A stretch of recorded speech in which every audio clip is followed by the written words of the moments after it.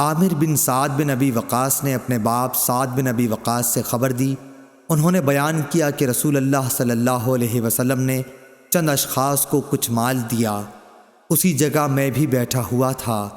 انہوں نے کہا کہ رسول اللہ صلی اللہ علیہ وسلم نے ان کے ساتھ ہی بیٹھے ہوئے شخص کو چھوڑ دیا اور انہیں کچھ نہیں دیا، حالانکہ ان لوگوں میں وہی مجھے زیادہ پسند تھا۔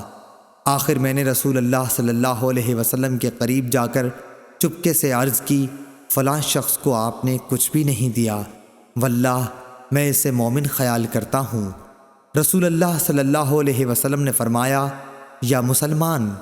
انہوں نے بیان کیا کہ اس پر میں تھوڑی دیر تک خاموش رہا، لیکن میں ان کے متعلق جو کچھ جانتا تھا اس نے مجھے مجبور کیا، اور میں نے عرض کی، یا رسول اللہ، آپ فلاں شخص سے کیوں خفا ہیں؟ واللہ میں اسے مومن سمجھتا ہوں۔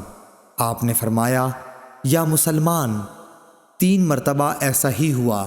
آپ صلی اللہ علیہ وسلم نے فرمایا کہ ایک شخص کو دیتا ہوں اور دوسرے کو نظر انداز کر جاتا ہوں، حالانکہ وہ دوسرا میری نظر میں پہلے سے زیادہ پیارا ہوتا ہے، کیونکہ جس کو میں دیتا ہوں نہ دینے کی صورت میں مجھے ڈر اس بات کا رہتا ہے کہ کہیں اسے چہرے کے بل گھسیٹ کر جہنم میں نہ ڈال دیا جائے۔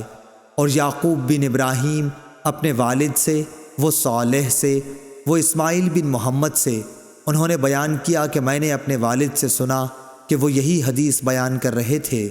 انہوں نے کہا کہ پھر حضرت صلی اللہ علیہ وسلم نے اپنا ہاتھ میری گردن اور مونڈھے کے بیچ میں مارا اور فرمایا، سعد ادھر سنو، میں ایک شخص کو دیتا ہوں، آخر حدیث تک۔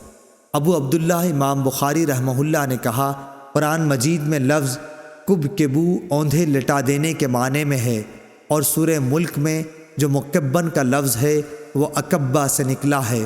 اکبہ لازم ہے یعنی اوندھا گرا، اور اس کا متعدی کبہ ہے۔ کہتے ہیں کہ کبا اللہ لوجہ، یعنی اللہ نے اسے اوندھے منہ گرا دیا، اور کببہ یعنی میں نے اس کو اوندھا گرا دیا۔ امام بخاری رحمہ اللہ نے کہا، صالح بن کیسان عمر میں زہری سے بڑے تھے، وہ عبداللہ بن عمر رضی اللہ عنہ سے ملے ہیں۔ صحیح بخاری حدیث نمبر 1478۔